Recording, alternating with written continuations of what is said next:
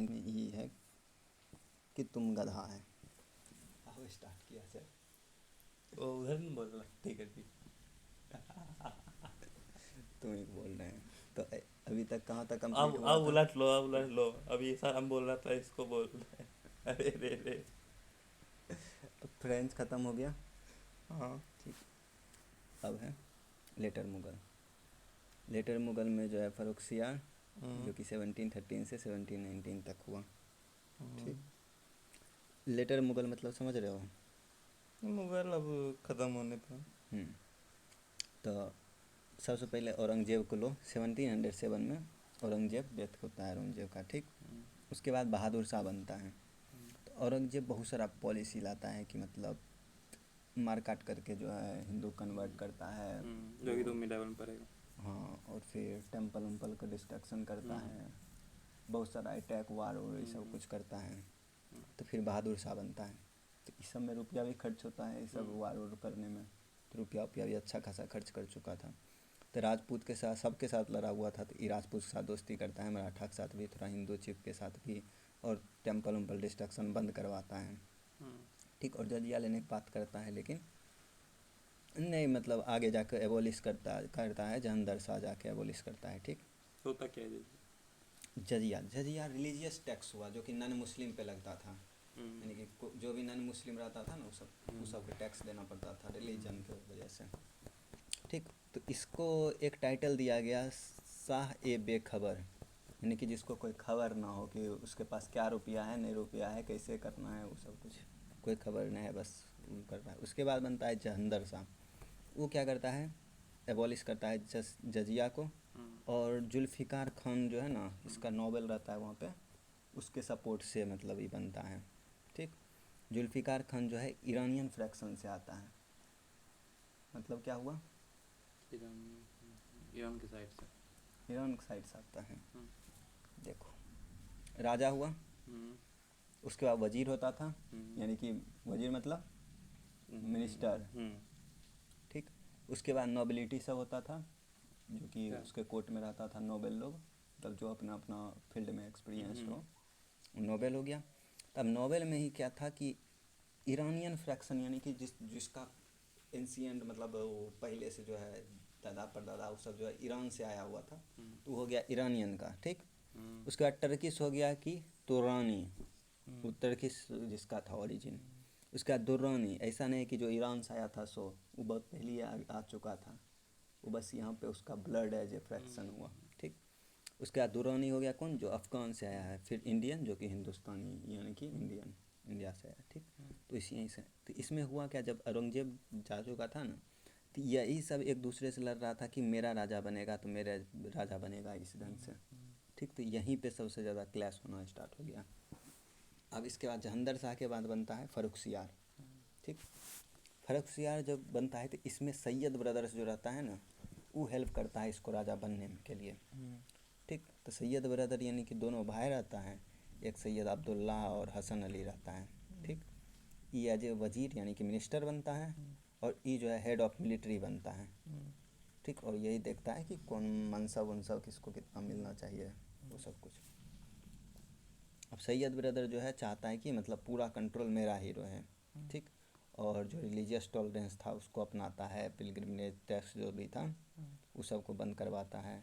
लेकिन बंदा बहादुर जो था ना, एंग्लो सिख वार में पता चलेगा, जो सिख वार पड़ेगा ना तो उसमें पता चला गुरु गोविंद सिंह था, तो उसके बाद उसको जब मार दिया जाता है तब बंद बहादुर बनता है, जो कि मतलब एज ए रिविल करता है। तो उसको पकड़ा हुआ था तो उसको जो है मार देता है। ठीक। तब क्या होता है कि रॉयल फरमान ऑफ 1717 पता है ना? तो फिर ब्रिटिश जो है एक फिजिशियन था, मतलब डॉक्टर था, विलियम हैमिल्टन। ठीक। वही जो है क्योर किया फ़र्रुखसियार को, मतलब फ़र्रुखसियार की बीमारी था तो उसको क्योर किया। ठीक। तो उस क्योर किया तो उस खुशी में जो है रॉयल फरमान दे दिया था उसको, कंपनी को। अब कंपनी को रॉयल फरमान में क्या क्या दिया था, पढ़ा था ना? बताओ तो क्या क्या दिया था, क्या पढ़ा था? पढ़े थे। तो याद क्यों नहीं है?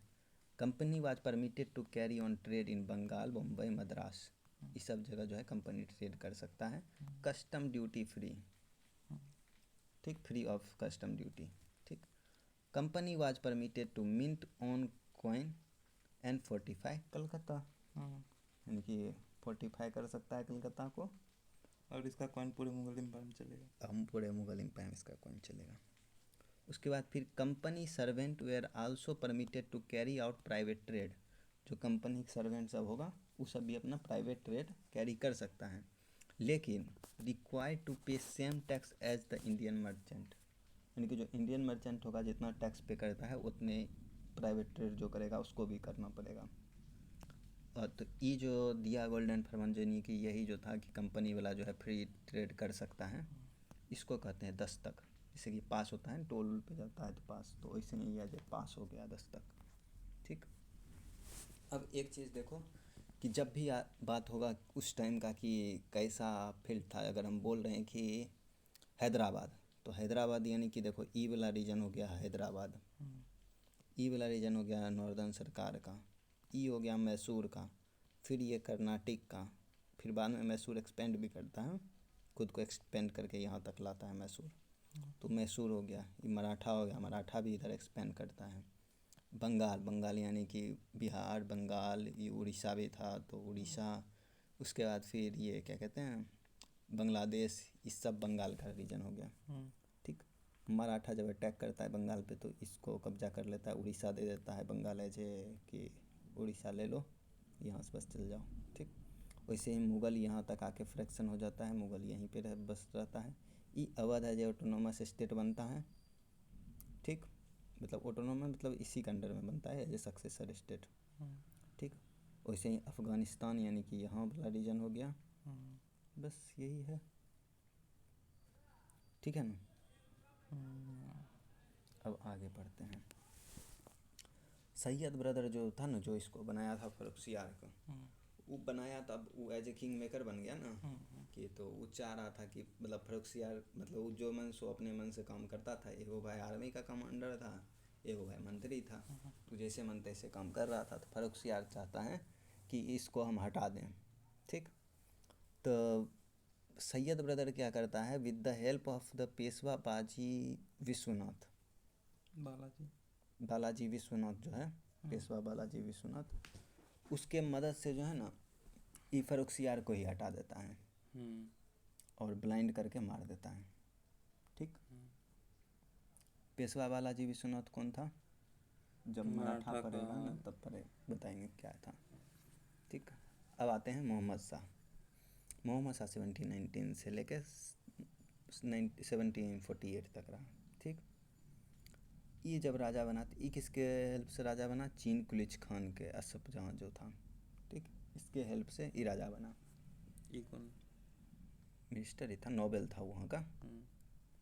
उसके बाद फिर ये भी चाहता था कि जो सैयद ब्रदर है जो तबाही मचा रहा है और पहले फर्रुखसियार कैसे करके अंधा करके मार दिया था, तो इसमें भी इसको डर भी था मार बना हुआ, तो इसीलिए ये जो है सैयद ब्रदर से ये भी छुटकारा पाना चाहता था। और पावर जो है सैयद ब्रदर का बढ़ते जा रहा था, लेकिन 1720 में जो है असफ जहाँ के मदद से जो है ये दोनों भाई को मरवा देता है, मार देता है, ठीक। लेकिन इसके पास चांस रहता है कि चीन कुलिच खान ही है सब जगह है। हाँ मतलब चीन कुलिच खान ही असफ जहाँ है, चीन कुलिच खान उसका ओरिजिनल नाम था, मोहम्मद शाह इसको एज असफ जहाँ टाइटल दिया, मतलब नाम दिया, ठीक। अब फिर जो है इसके पास चांस था कि मुगल एम्पायर को जो है बचा सकता है, क्योंकि इसके बाद अच्छा अच्छा नोवेल भी था, सब कुछ था, लेकिन ये जो है पूरा एकदम वाइन और वोमेन में जो है लिप्त रहता था, घूमते रहता था इधर उधर, यही मोहम्मद शाह। तो इससे क्या हो, इसको टाइटल तब दिया गया रंगीला का, यानी कि एकदम ऐश मौज में। फिर ड्यूरिंग हिज टेन्योर इसके टाइम में क्या हुआ कि जो डिक्लाइन हुआ वो फिर वापस नहीं चेंज हो सकता था, इरिवर्सिबल डिक्लाइन हो गया, ठीक। पावरफुल नोवेल जो भी थोड़ा भी पावरफुल नोवेल था वो क्या किया, सेमी इंडिपेंडेंट ऑटोनोमस स्टेट अपने लिए कर लिया, यानी कि ये मुग़ल हो गया, तो ये कोई अच्छा सा नोवेल है तो वो यहाँ आया, यहाँ पे कहा कि अच्छा ठीक है यहाँ वाला इलाका मेरा हो गया, हम यहाँ पे अपना सब कुछ मानेंगे आपका बात, लेकिन हम अपना यहाँ पे थोड़ा अपने ढंग से चलाएंगे। वैसे ही अवध भी निकला, वैसे ही और चिनकुलिच खान भी जो है नीचे जाके हैदराबाद पे बैठ गया। ठीक, अब देखो बंगाल को जो है मुर्शिद कुली खान जो है 1717 में अलग कर लिया। ठीक, अवध जो है सदत खान या फिर कहो बुरहंद उल मुल्क, ये जो है 1722 में अपने आप को अलग कर लिया। वैसे ही हैदराबाद जो है निजाम उल मुल्क असफ जहाँ चिनकुलिच खान जो भी बोल लो, यही जो था ये भी अलग कर लिया। कहा ऐसा मान के कि जैसे सैयद ब्रदर्स एकदम अपना पावर दिखाने लग गया था तो बस उसको मरवाने के लिए ये सब मोहम्मद साहब आ गया। तो इससे ही इसको लग रहा था कि अगर हम भी अगर ऐसा कुछ करते हैं तो हम कहीं मेरा भी फील्डिंग ना सेट कर दें, इसलिए एक सोचता है कि अपना सब आपका बात मानेंगे, हम जाते हैं नीचे हैदराबाद अपना वहीं पे बनेंगे। ठीक, क्या होता है इसी के टाइम पे 1739 में नादिर शाह जो पर्सिया का था ना, पर्सिया मतलब कहाँ बता, तुर्की साइड का, ईरान अफगान। पुर्तगीज, ईरान और अफगान, क्या बोल रहा है, पुर्तगीज कहाँ से पुर्तगीज कहाँ बोले हम, तब क्या तुर्की बोले, तुर्की अच्छा, ईरान, तुर्की ईरान उधर है ना, पर्सिया कुछ, पर्सियन गल्फ है, पर्सियन गल्फ। ओ कंट्री कोई पर्सिया नाम का नहीं है क्योंकि ईरान जो है वही पर्सिया था। बोले इसे तुर्की भी ईरान में मिला। अरे कोई बात नहीं, मिल जाएगा कुछ दिन कुछ भी ग्रेटर तुर्की बनेगा ईरान मिलकर। कहाँ सी सब पढ़ रहा है तुम इंस्टाग्राम पे ठीक है, Nadir Shah of Persia defeated Mughals in battle of Karnal. हम तो सही है ना बोले, अफगान साइड से आया, अफगान के ऊपर से आया। तो वो तो ऑब्वियस सी बात है कि कहीं पे है, ये देखो यहीं पे देखो, इधर से आया। ऑब्वियस सी बात है अगर उस टाइम का लोग तो पुर्तगीज़ और ईस्ट इंडिया कंपनी फ्रेंच इस सब पूरा ये इलाका कब्जा किया हुआ है कि नहीं, यहाँ पर जो भी होगा सब मेरे बिना पूछे कोई कुछ नहीं कर सकता है। ठीक, यहाँ पर से कोई चल के आएगा नहीं कि हिमालय पार करके इस साइड आए, इतना दूर इलाका तो बचता तो यही अफगानिस्तान वाला एरिया है ना, हमेशा से कमज़ोर रहा, चाहे कोई भी अटैक करेगा तो यहीं से अटैक करता था। तो फिक्स वाली बात है कि इंडिया पर अटैक होगा तो यहीं से अटैक होगा, क्योंकि इधर हिमालय पार करके उस समय बैलिस्टिक मिसाइल थोड़ी था कि एकदम उड़ के आएगा और यहाँ मार देगा। तो अब घोड़ा हाथी लेके ही पहाड़ चढ़ के तब आएगा अटैक करने तो मारा ही जाएगा ना, रास्ते में लिपट उपट के मर जाएगा। तो गधा को भी पता है कि यहाँ से आएगा, समझा। अब इसी पे क्या हुआ, नादिर शाह जो पर्सिया था वो आया, मुग़ल को डिफीट कर दिया बैटल ऑफ करनाल में। ठीक, और दिल्ली को लूट किया, एकदम खूब मारकाट मचाया, और पीकॉक थ्रोन जो था उसको ले लिया, कोहिनूर जो था उसको ले लिया, लेके चला गया। अब इस पे क्या हुआ कि अब कोहिनूर, अब तुम कहेगा कि जब नादिर शाह पर्सिया का ईरान का वो लेके चला गया तो फिर ब्रिटिश के पास कैसे पहुंचा, देखो कैसे पहुंचा वो तो हम देख ही लेंगे कैसे पहुंचा, तुम बताओ। तुम देखो तो अहमद शाह था अब्दाली। ठीक, अहमद शाह अब्दाली था ना, इसके बाद अटैक करने आया था यही, ये अटैक किया, उसके बाद फिर मतलब कोहिनूर जो है इसके पास चला गया। इसके बाद अब है सुजाउद्दीन, ये लूट तो चल न गया था या यहीं लूट के रखा हुआ था? नहीं लूट के चला गया, ये उसी के अंदर का काम करता था, ये भी अब्दाली बाहर से पर्सिया का ही था। इसको हरा ठीक, दिया। इसके पास ही रहा, यानी अब्दाली के पास ही रहा। इसको हरा दिया अब्दाली। अरे इसी का अंडर था अब्दाली, वो जब डेथ किया तो ये बना, ये आया उसके अंडर अटैक करने के लिए। ठीक, अब है शुजा दुर्रानी जो है इसके अंडर था, मतलब वहीं पे था। तो ये जो है कुछ रिवेल उवेल करता है, तो बस इतने समझो ना, उतना डिटेल में जानना है कि यही रिवेल करता है, तो फिर मारने के लिए इसको खोजते रहता है, मतलब वहाँ पे। तो ये एज ए पॉलिटिकल असाइलम में जो है राजा रंजीत सिंह जो था सिख का, यहाँ पे जब सिख बताएंगे तब होगा कि रंजीत सिंह, तो उसके यहाँ आता है, कहता है कि हमको बस रहने के लिए दो। अब फिर इनको काहे रहने देगा, उसको यही कोहिनूर देता है कि लीजिए हम आपको कोहिनूर देंगे, तो वही कोहिनूर रंजीत सिंह को देता है। तो फिर सेकेंड एंग्लो सिख वार जब होता है ना ब्रिटिश और सिख के बीच में, रंजीत सिंह के बीच में, तब जाके उससे जो है वो सिखाता है, तो ब्रिटिश कहता है कि अभी मेरा हुआ कोहिनूर लॉ। ठीक, तो कोहिनूर पहुंच गया ब्रिटिश के पास। अब आगे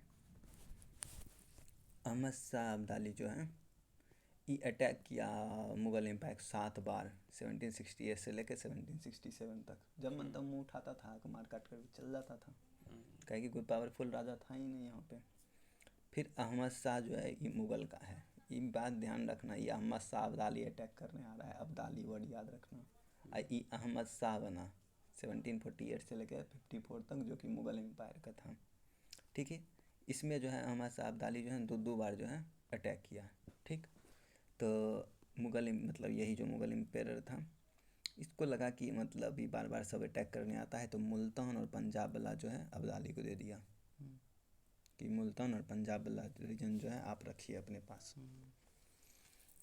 उसके बाद फिर आलमगीर सेकेंड बनता है 1754 से 59 में। तो मराठा जो है दिल्ली पे अटैक कर देता है। ठीक, अफ़गान और रोहिल्ला जो था, जो अफ़गानिस्तान का था, अफ़गान रोहिल्ला, उस सब को भगा देता है। उस सब भी बाहर का अटैकर ही था सब, वो सब हटा देता है। और लाहौर और पंजाब वाला जो रीजन था उसको फिर वापस से मराठा कैप्चर कर लेता है। फिर शाहजहाँ थर्ड बनता है, फिर शाह आलम सेकेंड बनता है। ठीक, इसका कोई उतना इम्पोर्टेंट नहीं है, मतलब इस सब का उतना डेट एग्जैक्ट याद करने को उतना ज़रूरी नहीं है। बस याद रखना है कि इसके टाइम पर क्या क्या काम हुआ था, और वो भी उतना इम्पोर्टेंट काम नहीं है, बस जो लग जाए कि हाँ इम्पोर्टेंट है, बस उतने भर याद करना है। अब ई शाह आलम सेकेंड जो बना था, ये सदाशिवराव भाऊ जो था ना मराठा का, उसके सपोर्ट से ये बना राजा। थर्ड बैटल ऑफ पानीपत जो है 1761 में, इसमें क्या होता है कि अब्दाली जो है ना मराठा को हरा देता है। थर्ड बैटल ऑफ पानीपत में Shah Alam exile at the Allahabad under British. और ये शाह आलम जो था यहाँ का, ये शाह आलम ये जो है ना भाग के चल जाता है इलाहाबाद। वहीं पे जाके उसके अंडर में, ब्रिटिश के अंडर में, और इलाहाबाद का जो नवाब था उसके अंदर में जाके, अवध का नवाब, उसी के अंडर में जाके बैठा रहा कि अपना उधर मार काट हो रहा है, हम झुट्ठों को मर उड़ जाएंगे, इसलिए गया ही नहीं। तो दिल्ली पूरा खर्चा लेकिन फिर भी अब्दाली जीत गया, फिर भी उधर चला गया। अब्दाली किसके साथ लड़ रहा है? मराठा के साथ। मराठा के साथ। कहाँ? कहाँ पे? पानीपत। पानीपत में। ऑब्वियसली। तो दिल्ली से पहले ही है ना पानीपत। कहाँ है पानीपत? पंजाब साइड पे है। ठीक है। उसके बाद क्या हुआ कि इलाहाबाद में जो है अंडर ब्रिटिश, क्या? अरे यार,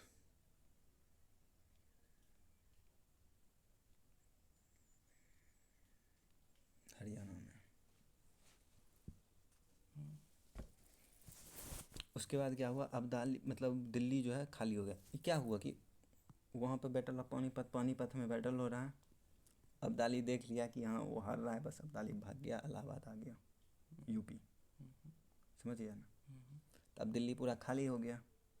तो यहाँ पर जो रोहिल्ला अफगान जो था जिसको भगाया था, वो आके नजबुल्ला खान और जबीता खान जो है वो आके बैठ जाता है दोनों। मतलब पहले नजबुल्ला खान आता है, तब जबीता खान जो है वहाँ पर बैठ जाता है। 1717 में फिर मराठा सरदार आता है। ठीक, इसमें महादी शिंदे क्या करता है कि दिल्ली पर अटैक करता है और रोहिल्ला और को जो है हटा के फिर से मुग़ल को बैठाता है। ठीक, ये मुग़ल क्यों बैठाता है, खुद क्यों नहीं बैठता? हाँ, यही इसका सबसे बड़ा गड़बड़ी था कि ये मराठा जो है नीचे में रहता था, वो उसका था कि हम यहीं तक अपना टेरिटरी बनाएंगे, और बाहर जहाँ भी अटैक करता था अपना बस वहाँ से रुपया टैक्स ये सब वसूल करता था, और वो इलाका वो उस दूसरे ये राजा के रहने के लिए दे देता था कि तुम ही रहो। काहे कि वो अपना टेरिटोरियल एक्सपेंसन नहीं, क्योंकि अफ़गान इससे पहले जो है ये क्या कहते हैं, औरंगजेब अटैक किया था, सब जगह अटैक करके अपना एम्पायर इतना बड़ा कर लिया था। तो वो बट कंसोलिडेट नहीं कर पाया, बार बार टूट के इतना बर्बाद स्थिति में आ गया। इससे मराठा सोच रहा था कि अगर हम अटैक करके सबको एक्यूपाई करके रखेंगे तो फिर हम भी कहीं कमज़ोर ना पड़ जाएं, यही सब सोच के। तो कभी यही सबसे बड़ा उसका बोल था।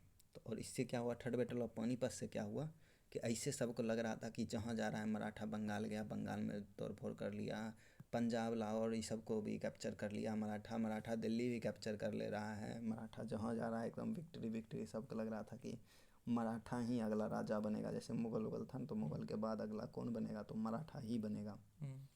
ठीक। तो लेकिन जो थर्ड बैटल ऑफ पानीपत में जैसे ही हारा तो सबको ये पता चल गया कि नहीं, मराठा तो अब अगला राजा नहीं बन सकता है, मतलब पूरा इंडिया को संभाल नहीं पाएगा, ये तो कन्फर्म हो चुका था। ठीक। अब 1788 में क्या होता है, शाह आलम जो है ब्लेंडेड कर दिया जाता है जबीता खान के द्वारा। यही जबीता खान जो है ये ब्लेंडेड कर देता है इसको। और माजी सिंधे जो है आता है शाह आलम सेकंड को या शाह आलम को, यही शाह आलम सेकंड को इसको। उसके बाद फिर जो है ये माजी सिंधे आता है और जबीता खान भाग को मार उधर देता बैठने है। गया, फिर आया तो जबीता खान मार दिया। वाह। नहीं, तुम ये मिस क्यों कर रहा है कि 1771 में जो है मराठा सरदार आया और रोहिल्ला को भगा दिया और मुगल को फिर बैठा दिया। मुगल को बैठाया यानी क्या, शाह आलम को फिर वापस बैठा दिया, यानी कि फिर आया दिल्ली में बैठ गया।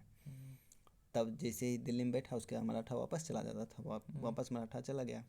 तब फिर जबीता खान आया लड़का था, आया इसको मार दिया, मतलब आँख ब्लाइंड कर दिया। ठीक। तब फिर माजी सिंधे जैसे ही खबर मिला कि हाँ ऐसा कुछ हुआ है तो बस रोहिल्ला लीडर जो भी था आके दिल्ली में उसको मार देता है और फिर से मुगल को बैठा देता है।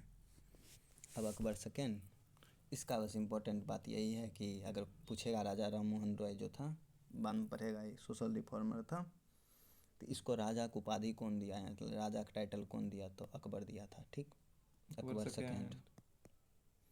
उसका English stop minting the coin in the name of Mughal. इसी के टाइम पे जो है मुगल पहले जो भी कॉइन मिंट करता था तो राजा के नाम पे, इसी के राजा सब के नाम पे करता था, तो उसको इस राजा के मतलब अब राजा के नाम से, मुगल एम्पायर के नाम से कॉइन मिंट करना बंद कर दिया। ठीक। अब आगे से देख लो कि टाइमिंग देख रहा है ना, 1806 पे 1837 तक पहुंच चुके हैं हम लोग। बहुत देर तक वहाँ मुगल रहा। उसके बाद बहादुर शाह सेकेंड जो है, या बहादुर शाह जफर जो कि सबसे लास्ट था, वो 37 से लेके 1857 के रिवोल्ट तक रहा। 1945 हम लोग आज़ाद हो गए थे, यानी इसके 90 साल बाद। अरे गुड। अब रिवोल्ट ऑफ 1857 इसी हमको के लगा टाइम पे था होता कि है। वही बहादुर शाह गया, उसके बाद उसके पास से ही 100 साल राज किया। 1707 में औरंगजेब गया था। हाँ वही औरंगजेब गया, उसके बाद से 150 साल राज किया। अरे तो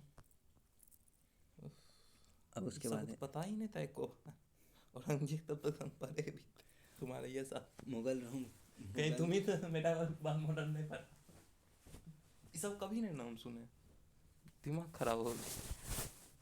ये सब का नाम उतना याद करने वाला भी नहीं है बस, लेकिन पता होना चाहिए कि हाँ ऐसा सब कुछ भी था, ये सब टाइमिंग था, कौन किसको क्या दिया, क्या किसके टाइम पर क्या हो रहा था, रोहिल्ला अफगान कब आ रहा था, कब अब्दाली अटैक कर रहा था, बैटल कब हो रहा है, ये सब कुछ। और जैसे ही 1857 का रिवोल्ट होता है, लास्ट मुगल एम्पायर है। उसके बाद 1858, हाँ बस यही लास्ट है, इसको रंगून भगा दिया जाता है। कहाँ भगाया जाता है? रंगून बांग्लादेश इधर है। ठीक अब आते हैं डिक्लाइन ऑफ मुगल। अरे ये तो पढ़ा है क्या रिवोल्ट ऑफ 1857। ध्यान रहेगा तब ना, बता चुके हैं कि रिवोल्ट ऑफ 1857 इसी के टाइम पे हुआ था। मतलब क्या हुआ था? क्या हुआ था इतना आसानी से, ठीक कि है। जब 1857 पहुँचेंगे तब ये दिख रहा है ना, अभी हम लोग हैं 1700 में, अभी 1700 पे ही घूम रहे हैं। ये जब 1857 के वार पे आएंगे तब पता चलेगा कि क्या हुआ था। फिर 1858 पे जो है अभी क्वीन विक्टोरिया डिक्लेयर कर दिया। बस यहाँ पर मुगल को हम लोग ख़त्म कर दे रहे हैं, जैसे इससे पहले फ्रेंच को ख़त्म कर दिए थे। हाँ समझ गया। बिल्कुल डिक्लाइन ऑफ ऐसे ही। मुगल से आ अब गया, कैसे समझ गया क्या किया। डिक्लाइन ऑफ मुगल, तो मुगल ख़त्म करने से पहले एक चीज़ देख लो, दो ढंग का होता था, एगो जागीरदारी होता था, एक ज़मींदारी होता था। ठीक। जागीरदारी में क्या होता था कि they were granted land by the emperor, emperor जो होता था वो ग्रांट करता था लैंड। ठीक। तो अब इसके बदला में क्या करता था, मिलिट्री सर्विस प्रोवाइड करता था, मिलिट्री सपोर्ट प्रोवाइड करता था मुगल एम्पेरर को, कि मतलब यहाँ तक ज़मीन है, यहाँ पर से हम मतलब जो है आदमी उदमी जो भी है प्लस गोरा वोरा ये सब कुछ देखेंगे, यहीं से रुपया कलेक्ट करेंगे, आपको मिलिट्री की जब ज़रूरत पड़ेगा हम अपना मिलिट्री प्रोवाइड कराएंगे। ठीक। Land grant was temporary period. अब टेम्परेरी पीरियड के लिए लैंड ग्रांट दिया जाता था, ज़मीन जागीरदारी। और लैंड ग्रांट जो है ना हायरार्कियल नहीं होता था, यानी कि ऐसा नहीं है कि इसके बाद बेटा बेटा को मिलेगा ये सब कुछ। फिर ज़मींदारी जो आया उसमें क्या हुआ कि जो भी लैंड एक बार मिला तो फिर हायरार्कियल हो गया कि पहले बाप का हुआ, बेटा का हुआ, बेटा का हुआ, पोता का हुआ, ऐसे कुछ। ठीक। जो फ्यूडल लॉर्ड होता था वही ओन करता था लैंड को, और वही कलेक्ट रिवेन्यू करता था, और लॉ एंड ऑर्डर जो उस एरिया का होता था सब कुछ वही मेंटेन करता था, ज़मींदार ही। Tax collection, law and order locally. उसके डिक्लाइन का पॉलिटिकल काउज देखना है। ठीक। सबसे पहले कि औरंगजेब क्या किया था, मिलिट्री जो है एक्सपेंशन अपना स्टार्ट कर दिया था। अब जाके लड़ाई पीट करके जो भी था अगल बगल का सबको मारना स्टार्ट किया। तो सबसे पहले बीजापुर, गोलकुंडा, मराठा ये सब के साथ लड़ा। उसके बाद जो है इसके बाद जब डेथ हो गया औरंगजेब का, तो उसके बाद कौन राजा बनेगा ऐसा कुछ डिक्लेयर ही नहीं हुआ था। सब कमज़ोर कमज़ोर राजा हुआ था। इसके मरने के बाद 1707 से लेकर 1706 तक तो 6 गो राजा चेंज हो गया। 1720। ठीक है, 1720 तक लिखा हुआ सही है ना, बोलने में इधर उधर हो ही जाता है। 6 गो रूलर बदल गया। वो तो बस समझाने के लिए बोल रहे, नहीं तो PDF भेज देते, कहते कि जाओ अपना देख लो। अरे उसके बाद क्या हुआ था, ईरानी तुरानी हिंदुस्तानी अफगानी जो था वो सब अपने में अपने लड़ रहा था। सब चाहता था कि मेरा बने, जिसका बनता उसका एकदम राज चलता। तो इसी अपना इन्फ्लुएंस जमाने के लिए जो है, उसके बाद फिर क्या हो गया कि बहुत सारा जो है सेमी इंडिपेंडेंट ऑटोनोमस टेरिटरी अपना खोल लिया, यानी कि कोई अपना पूरा इंडिपेंडेंट, कोई थोड़ा सेमी इंडिपेंडेंट ऐसा करके। Novel were not respectable towards emperor. जब इम्पेरर है उतना मजबूत नहीं है, अपना लाइन ऑफ वो नहीं जानता है कि हाँ क्या करना है नहीं करना है, तो फिर मतलब कोई अपना जो है रिस्पेक्ट भी उतना नहीं दिखा रहा था। उसके बाद क्या हुआ कि इकोनॉमिक काउज क्या हुआ कि सबसे पहले जब भी वार होगा तो वार में रुपया पैसा सब कुछ तो खर्च होता है। तो जो रुपया पैसा खर्च हो रहा था मुग़ल में तो उससे हुआ, मतलब रुपया पैसा एकदम तो उसका ट्रेजरी ख़त्म हो गया। उसके बाद क्या, जागीरदारी क्राइसिस आ गया। ठीक। जागीरदारी क्राइसिस मतलब जागीर क्या हुआ,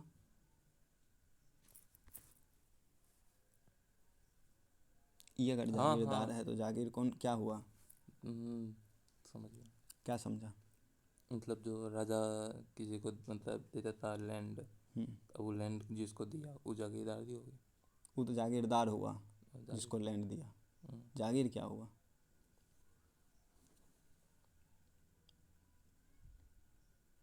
लैंड जागीर हुआ तब तो जागीरदार हुआ। अब जागीरदारी क्राइसिस, इसमें क्या हुआ कि emerge of too many jagirdar. ठीक। अनइक्वल सीज ऑफ जागीर, मतलब कि अब मान के चलो कि बीजापुर में आया, ठीक, अटैक किया, यहाँ का मान के चलो कि इतना बड़ा लैंड लिया। अब अटैक करने आया तो यहाँ पर जो था उसको बोला कि तुम मेरा सपोर्ट करो तो हम तुमको इतना लैंड दे देंगे, इतना जागीर दे देंगे। वहाँ जब चला था उस वक्त भी अपना मिलिट्री सपोर्ट सब कुछ बढ़ाने के लिए वहाँ भी बोला कि हाँ चलो हम लोग के साथ, मतलब चलो सब मिल के अटैक करते हैं, वहाँ पर जो भी बनेगा उसको बांट बांट के देंगे। तो ऐसा हुआ कि ये जागीर तो बहुत छोटा छोटा मिला, ठीक, लेकिन ये जो सपोर्ट जो सबसे मांगा था तो वो बहुत ज़्यादा बढ़ गया था, यानी कि जागीरदार सब बहुत हाई हो गया, मतलब बहुत ज़्यादा जागीरदार हो गया। और जो सीज किया था जागीरदारी यानी जो ज़मीन था वो बहुत कम ही रहा। समझ गया ना। उसके बाद क्या हुआ कि औरंगजेब क्या किया कि जो दक्कन मतलब समझ रहा है, ई हुआ तो ई वाला पोर्शन लगभग दक्कन हुआ, जो पठार हुआ मतलब प्लेटू रीजन है। तो वहाँ पे दक्कन में जब साउथ में ये सब साउथ में जो था ना उसका बहुत बड़ा पार्ट जो है ना वो एज ए रॉयल लैंड कर दिया। रॉयल लैंड होता था जिस पे कि टैक्स उक्स नहीं ले सकता था, मतलब रॉयल लैंड में होता था क्या कि वो धर्म के लिए सब रखता था प्लस ऐसे, और उस पर टैक्स वैक्स नहीं वसूल किया जाता था, वो डायरेक्ट उसके अंदर होता था रॉयल, मतलब एकदम सेंटर अपने पास रखता था। ठीक। तो उसमें जागीरदार न्याय होता था। तो इससे क्या हुआ कि बहुत बड़ा पोर्शन नहीं है जो रॉयल लैंड ही रहने दिया, बाद में की जो जागीरदारी था वो सब छोटा छोटा करके तो वो इतना ज़्यादा हो गया कि इससे क्या हुआ कि जागीर का जो है नंबर बहुत कम ही इंक्रीज हुआ, did not increase the number of jagir बढ़ाने, लेकिन जागीरदार बहुत बढ़ गया। तो ऑब्वियस सी बात है, अब ज़मीन कम है, लड़ने की मतलब ज़्यादा है, तो फिर उस कारण से भी डिक्लाइन हो गया। इंक्रीज, अब तुम कहेगा कि अगर मान के चलो छोटे ज़मीन है, बस यहाँ पे रिवेन्यू ही इंक्रीज कर देगा, टैक्स ज़्यादा वसूलना लगेगा। तो उससे क्या होता था कि जैसे ही टैक्स रिवेन्यू इंक्रीज करने के लिए टैक्स रेट बढ़ाता था, तो बस जो पीजेंट था वो सब एकदम रिवोल्ट कर देता था मुगल एम्पायर के खिलाफ। ठीक, अब क्या हुआ, सोशल रिलीजियस काउज, इस री इम्पोजिशन ऑफ जजिया टैक्स लगा दिया था वही औरंगजेब। उसके बाद बहुत सारा मंदिर तोड़ा था, जिसमें कि काशी विश्वनाथ टेम्पल जो है प्रोमिनेंट है। उसके बाद फोर्सिबल कन्वर्जन था। इसमें फोर्सिबल कन्वर्जन में दो ढंग का है, पहले तो मतलब ऐसे था, लेकिन ऐसे बोला जाता है कि हाँ फोर्सिबल कन्वर्जन हो रहा था, प्लस ऐसे लालच भी दिया जाता था कि चलो तुम जो है हिंदू धर्म आ जाएगा तब यहाँ का राजा बनाएंगे, यहाँ का मंत्री बनाएंगे, ये ज़मीन दे देंगे, ज़मींदारी दे देंगे, जागीरदारी दे देंगे, ये सब बोल बोल के अपना एकदम कन्वर्ज करवाता था मुस्लिम में। अब है मिलिट्री काउज में क्या हुआ कि सबसे पहले तो गया एकदम लड़ने के लिए, एकदम सब जगह पीछे ढक्कन इधर गया लड़ने के लिए। उससे क्या हुआ कि उसका जो ट्रेजडी था, ओबियसली लड़ाई में रुपया खर्च होगा ही। उसके बाद हुआ कि जो लड़ रहा था एकदम लंबा लंबा वार लड़ रहा है, जा रहा है लड़ने के लिए, दिल्ली से उठ के एकदम मराठा इधर मतलब नीचे कुलकुंडा इधर। तो फिर उससे उसको मतलब जो मॉरल था उसके आर्मी का वो हो गया। और दूसरा कि कोई नया टेक्नोलॉजी ने वही पुरनका टेक्नोलॉजी से लड़ रहा है हर बार। ये सब रीजन था कि मुगल डिक्लाइन कर गया। इंग्लिश में मतलब यूरोपियन ने लाया सब बंदूक बंदूक जो है अगर देखेगा तो बारूद उरूद तो पहले से ही ला चुका था, यही लाया था। कौन, मुगल? ओह, गोला बारूद सब यही सब ला कर लड़ा था पहले। नाइस। लेकिन यही था कि इसके पास जो गोला बारूद सब कुछ था कि तोप में भर के तब ऐसे करके चलाता है, एकदम हैवी सब कुछ। अब वो लाया था एकदम इंग्लिश वाला जो है, इससे भी एडवांस सब कुछ लाया था। समझ। हम शार्प गोली वोली राइफल वूफल ये सब कुछ लाया एकदम। अब आते हैं आगे, emergence of regional power in 18th century, वही सक्सेसर स्टेट। अब मुगल तो देख रहा है कि कितना कमज़ोर पड़ रहा है, तो दो रंग का हुआ, एक सक्सेसर स्टेट बना, एक रिबिलियस स्टेट बना। रिबेल मतलब क्या होता है, लड़ाई। हाँ मतलब जो कि कहा कि जाओ तुम्हारा कोई बात ही नहीं मानेंगे, हम अपना यहाँ पे इंडिपेंडेंट बना दिए, तुमसे कोई लेना देना नहीं। ठीक, उसमें कौन था, पंजाब मराठा मैसूर ये सब जो है अपना ऑटोनॉमी दिखाया। उसके बाद अवध, बंगाल और हैदराबाद, कर्नाटक, ये सब जो है क्या किया कि एज ए सक्सेसर स्टेट बना, यानी कि जो है सेमी इंडिपेंडेंट रहेगा, मानेगा कि हाँ आप जो भी कुछ कहिएगा सब किसका कुछ। मानेगा? कौन था सेंटर पे, मुगल। तो किसका मानेगा, मुगल का। हाँ। मुगल तब खत्म हो रहा है ना। अरे ये पुराना 18th सेंचुरी 1700, मतलब हाँ, कब ठीक 1700, आप ठीक समझ रहे हैं ना। ठीक हाँ, ठीक। तो ये ऐसे बैक जाके बता दें कि हाँ हो गया। अब सबका पढ़ लेते हैं कि बंगाल में क्या हो रहा है, अवध का क्या हुआ, हैदराबाद का क्या हुआ, पंजाब क्या हुआ, मराठा क्या हुआ, मैसूर हो गया। इस सब को लाएंगे और सबको 1857 से पहले मार काट करके ख़त्म कर देंगे। और 1857 तक पहुंचना ही नहीं पड़ेगा, ये सब ख़त्म हो जाएगा पहले ही। मैसूर ख़त्म करते करते लास्ट में मराठा को ख़त्म कर देंगे, पंजाब ख़त्म होगा, बात ख़त्म। तो अभी फ़िलहाल इस वाले वीडियो में बंगाल कंप्लीट कर लेते हैं, बात ख़त्म है। और होगा तो रात तक में जो है हैदराबाद, पंजाब, मराठा, मैसूर इस सब को मार काट कर ख़त्म कर देंगे। और थोड़ा बहुत होगा तो कुछ लैंड रिवेन्यू सिस्टम में थोड़ा बहुत चेंज किया था, थोड़ा बहुत जो है सोशल रिफॉर्म लाया था, तो वो सब भी थोड़ा देख लेंगे ना। थोड़ा ट्राइबल रिवोल्ट भी था। नहीं, ट्राइबल रिवोल्ट और सब जो छोटा मोटा रिवोल्ट होते रहा, और 1857 का रिवोल्ट सब कल सुबह हम देखेंगे। ठीक, अभी फ़िलहाल के लिए बंगाल ख़त्म कर देते हैं, बंगाल में लाते हैं, बंगाल ख़त्म करके आगे बढ़ते हैं। तो अब बंगाल में बंगाल जो है सबसे रिच प्रोविंस था। हम्म, ठीक, अब देखो ये जो है धीरे धीरे अपने आप को इंडिपेंडेंट करते रहा। मुर्शीद कुली जो है अपना आया था वहाँ से, सेमी इंडिपेंडेंट बना था, यानी कि उसका बात मानता, सक्सेसर स्टेट था। ठीक, अब मुर्शीद कुली खान जो है गवर्नर बना 1717 में। बंगाल रिचेस्ट प्रोविंस था और रिवेन्यू जो है सरप्लस होता था यहाँ पे। क्यों? क्योंकि मुर्शीद कुली खान ही जो है ना थोड़ा रिवेन्यू सिस्टम में चेंज लाया था। ठीक, और जब ये मरा था ना तो 15 को जो लार्ज ज़मींदार जो भी बनाया था, 15 को ज़मींदार को 1/2 रिवेन्यू जितना बंगाल का कलेक्ट होता था ना, बस 15 को ज़मींदार के अंदर ही उतना हो जाता था। ठीक, इससे क्या हुआ था कि इसका जो सब रिवेन्यू सिस्टम था, इसमें क्या हुआ था, जो मर्चेंट बैंकर होता था ना, वो सब का इन्फ्लुएंस बढ़ते गया। ठीक, कौन सा मर्चेंट बैंकर? मर्चेंट बैंकर मतलब क्या? व्यापारी का बैंक, व्यापारी को रुपया देने वाला बैंक। देखो इंग्लिश का मीनिंग तो यही हुआ। अभी मर्चेंट बैंकर होता था ना जो कि उस वक्त लोन दिया करता था एज ए प्राइवेट इंडिविजुअल, समझा? तो पेरी मतलब ये क्या करता था कि मान के चलो कि ये ज़मींदार हुआ। ठीक, मतलब बड़ा वाला ज़मींदार के पास तो अपना है सब कुछ। तो उसके बाद अब मान के चलो कि कोई लिया है यहाँ का ज़मींदारी। ठीक, और मुर्शीद कुली भी लाइक कि हमको तो टाइम पे रिवेन्यू चाहिए। ठीक, तो अब यहाँ पर रिवेन्यू कलेक्ट करेगा, ये करेगा, तो यहाँ पर एक मर्चेंट बैंकर बैठा हुआ है। तो कुछ भी काम होता था तो यहाँ के ज़मींदार क्या करता था, इससे रुपया लेता था। या फिर फार्मर भी होता था कोई बड़ा सा, तो वो इससे रुपया एज ए लोन लेता था। ठीक, और यहाँ पर से की लेंगे तो फिर यहाँ पर से रिवेन्यू कलेक्ट करता था, फिर इसको रुपया देता था, इसको रुपया देता था, ये सब कुछ। या इससे लेके रुपया इसको देता था, फिर यहाँ से कलेक्ट करता था, फिर इसको रुपया देता था, इसी करके। तो ये बहुत बड़ा इंपॉर्टेंट रोल प्ले करने लग गया कि इसको भी रुपया की ज़रूरत होता था तो इसको भी देता था, इसको ज़रूरत पड़ा तो इसको भी देता था। तो ये जो रुपया देने को बात पे काम करता था। अब वही जो रुपया नहीं चुका पाता था बस उसका ज़मीन ले लेता था, मतलब ऐसे करके। तो ये अमीर अमीर, कहीं कहीं ऐसा भी लिखा हुआ है कि जो जगत सेठ एगो था यहाँ का ज़मींदार, उस समय वर्ल्ड का सबसे रिचेस्ट आदमी बन चुका था, उसका पूरा परिवार, मतलब अगर जोड़ेगा उसका नेटवर्क तो इतना अमीर सब था यहाँ पे।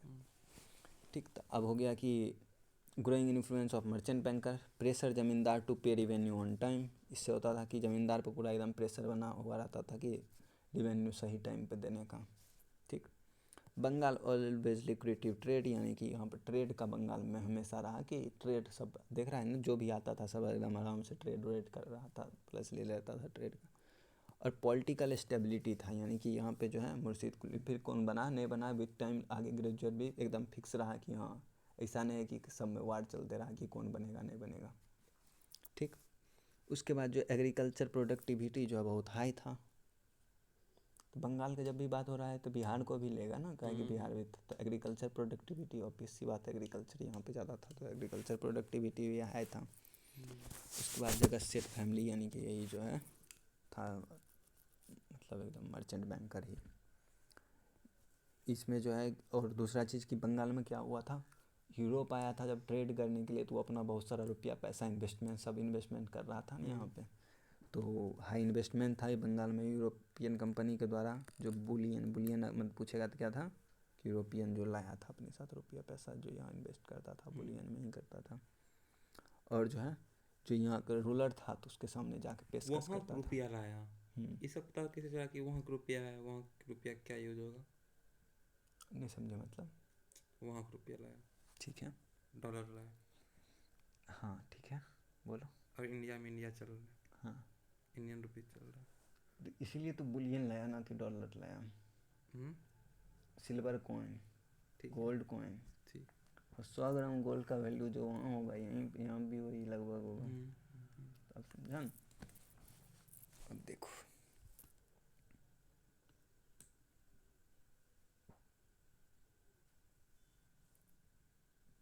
गुड। अरे ठीक है, अब समझ रहा आज ना तक कि बुलियन चल रहा है। नहीं वैसे नहीं बोल सकता है। अब अलवर्दी खान, उसके बाद अलवर्दी खान बना 1793 39 में। एक कहाँ तक बना था मुर्शिद कुली खान? छोड़ो ना, उतना जानना जरूरी थोड़ी है। अब 1739 में अलवर्दी खान जो है बनता है। जगत सेठ ब्रदर मतलब जो है इन्वॉल्व रहता है इसको बनाने में। मराठा जो है इन्वेड करता है और जगत सेठ ब्रदर को जो है ना इसका जो मैंसन था, घर था, बिल्डिंग था, वो सब बहुत सारा इसका बिल्डिंग था, सब बिल्डिंग में जाकर मराठा लूट वोट मचा दिया। ठीक, 1751 में जो है अलवर्दी खान जो है 1.2 लाख जो है एनुअली पे करता मराठा को। ठीक, और जो उड़ीसा था उसको मराठा को दे देता है। देखा था ना मैप में उड़ीसा था मराठा के अंदर, तो ये अभी ये दे देता है। ठीक, 1.2 लाख। हाँ हर साल जबकि देगा। ब्रिटिश 3,000 में कम कर रहा था। 3,000 में कम कर रहा था मतलब 3,000 दिया था ना उसको ड्यूटी फ्री के लिए। 3,000 फुल। पता नहीं, हो सकता है। तो हाँ, तो ये देगा एनुअली। ठीक, अब यहाँ पे अलवर्दी का डेथ होता है। इसमें क्या होता है, सिराजुद्दौला और घसीटी बेगम के बीच में होता है कि कौन बनेगा कौन बनेगा। ठीक, तो लास्ट में सिराजुद्दौला बनता है। अब सिराजुद्दौला जब बनता है तो यहाँ पे क्या होता है कि ब्रिटिश ईस्ट इंडिया कंपनी हो गया और फ्रेंच हो गया। याद है ना फ्रेंच, उसको मार काट के तो ख़त्म कर दिए थे, लेकिन टाइम के अनुसार तभी भी था ही ना। टाइम के अनुसार मतलब कि मतलब हाँ समझ गए बोलो। ठीक, तो अब हुआ कि फ्रेंच बोला कि हमको ट्रेड करने दीजिए, ब्रिटिश बोला हमको ट्रेड करने दीजिए। ये उठा कहा दोनों में किसी को ट्रेड करने नहीं दे, मतलब जो है हम किसी के सपोर्ट में नहीं हैं, नहीं देंगे। ब्रिटिश वाला क्या करता है, जगत सेठ के साथ मिलता है, जगत सेठ को बोलता है कि सपोर्ट कीजिए, करवाइए, सब कुछ ताकि कुछ ज़्यादा। ठीक, तो अब देखो, या तो फ्रेंच को मोनोपोली देना था या तो ब्रिटिश को। जगत सेठ ब्रिटिश के साथ मिलता है, जगत सेठ बोलता है कि अब ब्रिटिश को दो, लेकिन वो किसी को नहीं देता है।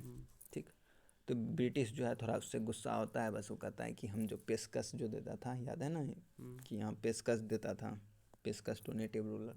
पेशकश मतलब क्या हुआ, रुपये होगा कुछ प्रकार।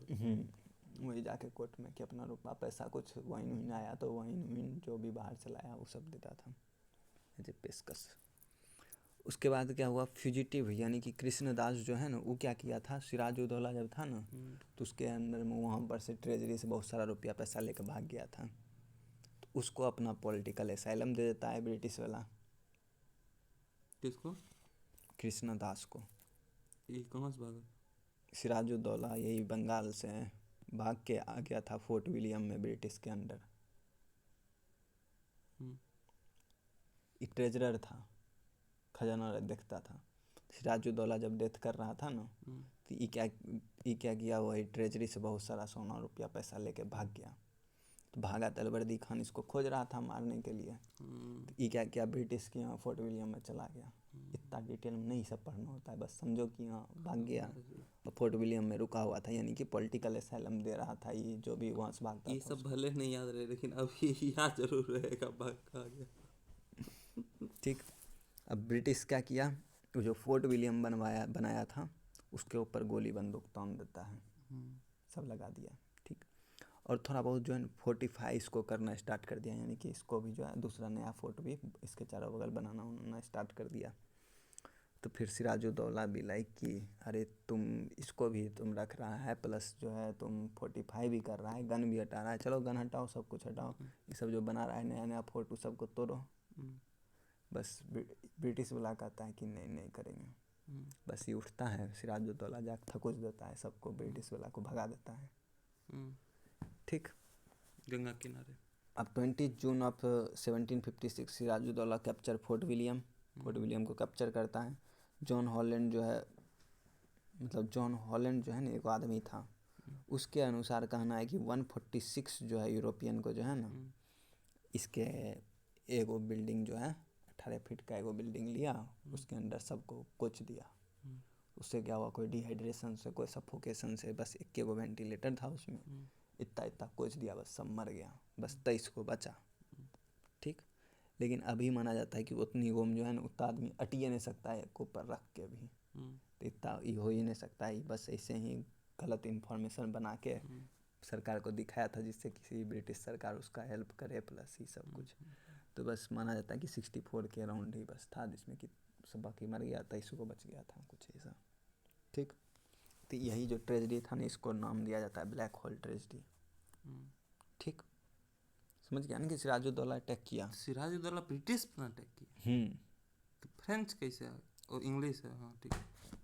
फ्रेंच कहाँ बोले, नहीं, यहाँ बताए थे ना, ये फोर्ट विलियम जो था हाँ इंग्लिश समझ का, गए समझ गया। ठीक है।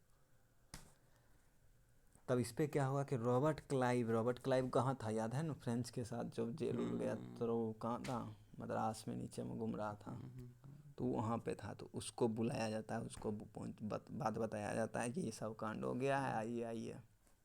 तब रॉबर्ट क्लाइव आता है घुमल घुमल यहाँ, ये रॉबर्ट क्लाइव वो आते के साथ ट्रीटी ऑफ अलीनगर करता है। किसके साथ? सिराजुद्दौला के साथ। सिराजुद्दौला कहता है कि नहीं नहीं नहीं, मारकाट करने की कोई ज़रूरत नहीं है, हम एकदम शांति बनाए रखते हैं, जाइए आपको क्या चाहिए, आपको हम सब कुछ देते हैं, कि चलिए अपना फोर्ट भी बना लीजिए, बस थोड़ा देख के आप टैक्स मतलब रिवेन्यू सब कुछ कलेक्ट कीजिए, आप इंजॉय कीजिए अपना। लेकिन एक सेकंड, यहीं जो मारा था तो ब्रिटिश भगाया था, मतलब उस साइड? बोलो बोलो क्या, ब्रिटिश को मारा था, भगाया था, क्या भगाया था, मारा था? अभी जब यहाँ फोर्ट बना रहा था, सिराजुद्दौला आया मारा, ये कौन सा बैटल हुआ? ये बैटल नहीं हुआ 1756 में जो है ना, बिना बैटल का ये ब्लैक होल ट्रेजेडी के नाम से जाना जाता है। समझे, ठीक है, आगे बोलो। ठीक, इस बैटल में बस इतना हुआ कि वो जो फोर्ट विलियम था ना, उसको घेर लेता है, वहाँ पे आदमी सबको कुछ देता है, मर जाता है। तो वही फोर्ट विलियम से जो है बुलाया जाता है इसको, रॉबर्ट क्लाइव को बोला जाता है, हेल्प के लिए बुलाता है। रॉबर्ट क्लाइव अगले साल पहुँचता है वहाँ हेल्प के लिए। वहाँ पहुँचा तो फिर जो है आते के साथ होता है कि फरवरी में बोलता है, फरवरी के राउंड का बात होगा, फरवरी में ट्रीटी ऑफ अलीनगर जो है करता है, ट्रीटी साइन हो जाता है। इसमें सिराजुद्दौला कहता है कि चलिए मतलब जो है आप बात मान जाइए। जगह सेठ वहाँ बैठल बैठल देखता है, और एगो था मीर जाफ़र सोचता है कि अरे हमको राजा बनना था, अगर इसको हरा देता तो हम राजा बन जाते हैं। जगत सेठ कहता है कि ये मेरा भी बात नहीं मान रहा है, हम जब बोल रहे थे ब्रिटिश को देने के लिए तो मेरे सपोर्ट में नहीं काम किया था, ये तो गड़बड़ तो कर रहा है। तो ये सब मिल के जो है ट्रिक करता है, और रॉबर्ट क्लाइव के साथ मिल के जो है अटैक करता है, जिसको कि बैटल ऑफ प्लासी कहते हैं। अरे हमको तो लगा था रॉबर्ट क्लाइव अकेला था कुछ दिया, ये तो जगत से साथ तब हुआ कि जगत सेठ, राय दुर्लभ जो है, मीर जाफ़र, इस सब जो है अलायंस किया क्लाइव के साथ। और मीर जाफ़र क्या था पता है? कमांडर इन चीफ था उसका, यानी कि जितना आर्मी था सब इसी के अंडर था। तो बस उसके बाद मतलब 1757 में क्लाइव 3000 ट्रूप के साथ जाता है अटैक करने के लिए। उसका 50,000 जो ट्रूप रहता है ना, उसको हरा देता है 3000 से, और सिराज पकड़ाता है और उसको मार देता है, और मीर जाफ़र को नवाब ऑफ बंगाल बना देता है एज ए किंग मेकर। कि कौन राजा बनेगा हम डिसाइड करेंगे। अब इससे हुआ क्या कि ब्रिटिश हुआ क्या देश के अंदर, ये तो ठीक, दुश्मन सिर्फ देश के बाहर नहीं, देश के अंदर ही होता।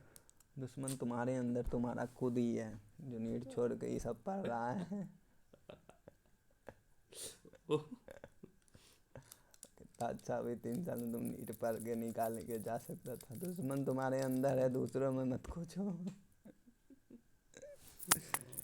ठीक है। अब मीर जाफ़र ग्रहण किया 2.75 हज़ार पाउंड जो है वार हुआ, तो उसके लिए मीर जाफ़र से ही रुपया लिया, और 22.5 मिलियन रुपया जो है जो ग्रांट मतलब लिया। तो समझ रहा है इससे क्या हुआ? British emerge as king maker, Mir Jafar granted, यानी दे दिया। हाँ, 2.75 हज़ार पाउंड जो है वार लड़ा था ना, तो यही तो मीर जाफ़र ही ना आया था कि चलिए चलिए उसको मार दीजिए करने। हाँ हाँ